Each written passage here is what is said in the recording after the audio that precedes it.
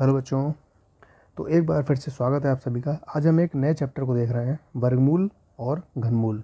ठीक है, तो हम सीखेंगे कैसे हम किसी संख्या का वर्गमूल निकालते हैं और घनमूल ज्ञात करते हैं। तो आइए सबसे पहले देखते हैं वर्गमूल के बारे में। ठीक है, सबसे पहले समझेंगे कि वर्गमूल क्या होता है। तो जैसे मान लीजिए रूट में कोई संख्या लिखी है 4। ठीक है, तो किसी संख्या का जो वर्गमूल होता है वह संख्या होती है कि जिसका 2 बार गुणा कर दें, मतलब अगर 2 का 2 बार गुणा कर दें तो वही संख्या आ जाती है।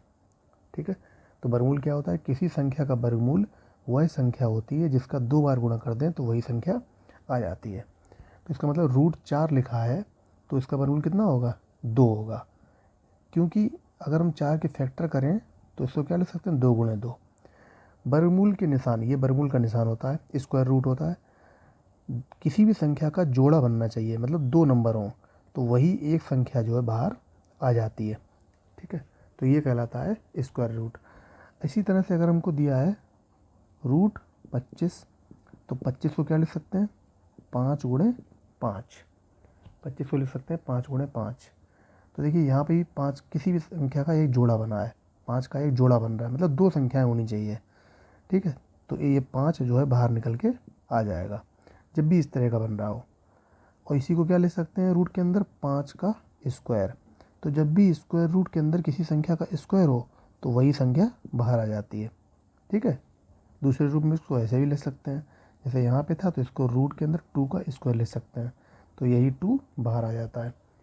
स्क्वायर के साथ ये स्क्वायर ऐसा समझ लो कट जाता है। ठीक है, सीधे सीधे हटा देते हैं। अगर यहीं पे और संख्या ले लें, रूट 9 ले लें, तो ये क्या लिखेंगे इसको? 3 गुणे 3। तो 3 का अगर हम 2 बार गुणा करें तो वही 9 आ जाता है। तो इसका मतलब 9 का वर्गमूल क्या हो जाएगा? 3 हो जाएगा, क्योंकि हमें एक जोड़ा मिला। और इसी को क्या ले सकते हैं? 3 का स्क्वायर ले सकते हैं। तो जैसे ही स्क्वायर हो जाए तो इसका मतलब वर्गमूल और स्क्वायर दोनों हट जाते हैं, वही संख्या बाहर आ जाती है 3। ठीक है, और भी एग्जाम्पल ले सकते हैं, जैसे 49। 49 को ले सकते हैं 7 गुणे 7। रूट के अंदर 7 का स्क्वायर लिख देंगे। ठीक है, वर्गमूल का निशान, इसको हिंदी में करणी चिन्ह बोलते हैं, और ये स्क्वायर दोनों हट जाएंगे और 7 बार आ जाएगा। ठीक, तो ये होता है वर्गमूल। ऐसे ही बहुत सी संख्याएं बन सकती हैं, जैसे मान लो 64 लिखा है, तो 64 को कैसे लिखते हैं? 64 कब आता है? किन्हीं ऐसी कौन सी 2 संख्या है जिनका गुणा करने पर 64 आता है? 8 गुणे 8। तो 8 का स्क्वायर, चाहो तो डायरेक्ट 8 निकाल दो यहाँ से, भाई जोड़ा बन गया, तो इसका मतलब एक 8 बाहर आ जाएगा। या फिर रूट के अंदर 8 का स्क्वायर बन गया, तो ये दोनों रूट और वर्ग जो हैं हट जाते हैं और सीधे क्या आ जाता है? 8 आ जाता है। तो ये है वर्गमूल। ऐसे ही हम बड़ी बड़ी संख्याएं हमको दी होंगी, उनका वर्गमूल भी हम ज्ञात कर सकते हैं। इसी तरह से समझेंगे घनमूल क्या है। ठीक है, इसी से एक स्टेप और आगे बढ़ते हैं तो वो घनमूल निकाल लेते हैं। कैसे निकालते हैं? अब मान लीजिए हमको दिया है रूट के अंदर 8। कितना दिया है? रूट के अंदर 8 दिया गया है। ठीक है, 8 को हम क्या लिख सकते हैं? 2 गुणे 2 गुणे 2। जिस प्रकार से वर्गमूल के निशान में एक जोड़ा बनना चाहिए, कोई भी संख्या का 2 बार गुणा करते हैं तो वही संख्या आ जाती है, तो कहलाता है वर्गमूल। और किसी संख्या का घनमूल, घनमूल के निशान में यहाँ पे क्या होता है? क्यूब लगा होता है। और वर्गमूल के निशान में यहाँ पे 2 होता है, क्योंकि 2 को यहाँ लिखते नहीं है। अगर यहाँ पे कोई भी नंबर नहीं लिखा है अंदर, इसका मतलब वो वर्गमूल है। और क्यूब रूट या होगा या फोर्थ रूट होगा तो वहाँ पे 3 और 4 लिखा होगा। यहाँ पे 3 लिखा है तो ये घनमूल का निशान है, क्यूब रूट का है। ठीक है, तो किसी भी संख्या का घनमूल वह संख्या होती है जिसका 3 बार गुणा करने पर वो संख्या आ जाती है। वर्गमूल में 2 बार संख्या आती है, इसमें 3 बार आती है। इसका मतलब जोड़ा नहीं, इसमें 3 संख्याएं होनी चाहिए वही, तो वही एक संख्या बाहर निकल के आ जाती है 2। या ऐसे कह सकते हो, क्यूब रूट लगा दो यहाँ पे और 2 का क्या कर दो? क्यूब। 2 3 बार है ना क्यूब, ये 3 से 3 कट गया तो क्या आ गया? 2 आ गया। ठीक है, तो इसी तरह से इसके एग्जाम्पल बहुत से हो सकते हैं। जैसे अब हम एक संख्या और लेते हैं 125। तो 125 कब आया? 125 आया है जब हमने 5 को 3 बार गुणा किया। 5 पंचे 25 पंचे 125। तो क्यूब रूट के अंदर 5 का क्यूब बना, इस क्यूब से ये वाला क्यूब हट जाता है और सीधे क्या संख्या आ जाती है 5। ठीक है, तो 5 हो गया, इसका घनमूल हो गया।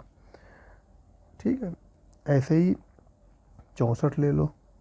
ठीक है, अभी हमने 64 का वर्गमूल ज्ञात किया था। तो ऐसी कौन संख्याएं 8 दो संख्याएं होती हैं जिनका गुणा करने पे 64 आता है। अब 64 कब आता है, जब जिनका किसी संख्या का 3 बार गुणा करें। तो 64 कब आता है, 4 का। ठीक है, अगर हम 4 का 3 बार गुणा करें, 4 चौकू 16 चौकू 64, तो क्यूब रूट में 4 को क्या लिख सकते हैं, 4 का क्यूब। तो ये क्यूब से क्यूब कट जाता है तो क्या आ जाएगा, 4 इसका आंसर आ जाएगा। अब ये क्यूब से क्यूब कैसे कटता है ये भी समझ लो एक बार। करनी में हमने पढ़ा है कि ये जो जब रूट हटाते हैं तो ये वाली संख्या कहाँ जाती है, पावर में चली जाती है। ठीक है, इसको भी समझ लेते हैं एक बार, करते चले आ रहे हैं हम लोग। तो अगर हम चाहें तो इसको हम ऊपर पहुँचा सकते हैं। तो 4 का क्यूब तो है ही पहले से, और जो करनी में 3 लिखा है ये कहाँ चला जाता है, 1/3। ठीक है, घातांक और करनी के चैप्टर में अगर आप लोगों ने नहीं पढ़ा है तो हमारे वीडियो में जाके देख सकते हैं। घातांक और करनी के चैप्टर में हमने पढ़ा है कि जो क्यूब रूट होता है, ऐसे ही वर्गमूल में भी है। वर्गमूल में भी अगर यहाँ पे 2 लिखा है, इसको हम ऊपर ले जाएं तो वही 2 इससे कटता है, जो हम लोग काटते हैं तो ये वही 2 से 2 कट जाता है, वही संख्या बाहर आ जाती है। तो अब देखिए घात पे घात लगी है ना, तो इनका आपस में गुणा हो जाता है। तो 4 3 गुणे 1/3, 3 से 3 कट के कितना आ गया, 4। ठीक है, तो वही हम समझाने का प्रयास कर रहे हैं। इसी तरह से इसको देख सकते हैं। ठीक है, 5 पे क्यूब लगा है और ये 3 कहाँ चला जाएगा, पावर में, तो 1/3। घात पे घात जब लगी होती तो उनका आपस में गुणा हो जाता है। तो 5 3 गुणे 1/3, 3 से 3 कट जाएगा तो आंसर आ जाएगा 5।